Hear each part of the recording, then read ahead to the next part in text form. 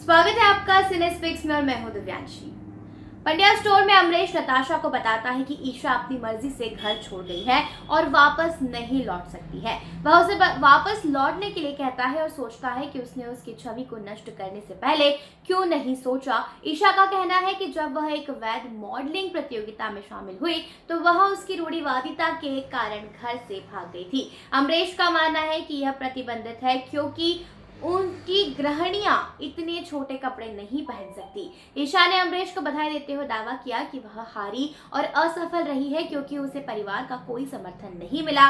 वह कहती है कि उनके काम या परिवार में किसी ने उनकी मदद नहीं की।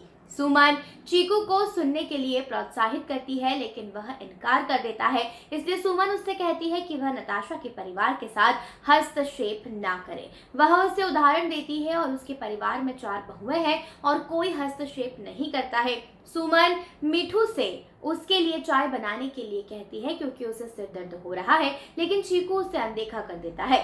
ईशा नताशा से पूछती है कि उसने उसे यहाँ क्यों लाई है जबकि वह अभी भी वहीं खड़ी है, जबकि धवल अपने परिवार को फिर से जोड़ने के उसके प्रयासों की प्रशंसा करता है। अंबा उदास हो जाती है और रोते हुए ईशा को पकड़ लेती है जिससे माहौल इमोशनल हो जाता है, जबकि अमरीश आक्रामक व्यवहार करता है। दूसरी औरतें ईशा को गले लगा लेती हैं। ईशा दुखी होकर उनके सामने बैठती है लेकिन वह चला जाता है। उसके बाद धवल उसके आंसू पोंछता है और भाविन उसे गले लगाता है लेकिन वह उसे रोक देती है। वह जाने वाली है लेकिन धवल उसका हाथ पकड़ लेता है और कहता है कि वह उसे फिर कभी जाने नहीं देगा और ईशा और अमरीश को उनके इश्यूज को सुलझाने के लिए एक कमरे में रखेगा। अंबा अमरीश से ईशा को माफ करने के लिए कहती है क्योंकि वह अपनी जिम्मेदारी स्वीकार करती है और अन्य सदस्य उसे पुनर्विचार करने के लिए मजबूर करते हैं। अमरीश ने उन्हें बताया कि लक्ष्मी पूजा 30 मिनट में है और परिवार की बेटी और बहू सहित सभी को समय पर वहां पहुंचना चाहिए।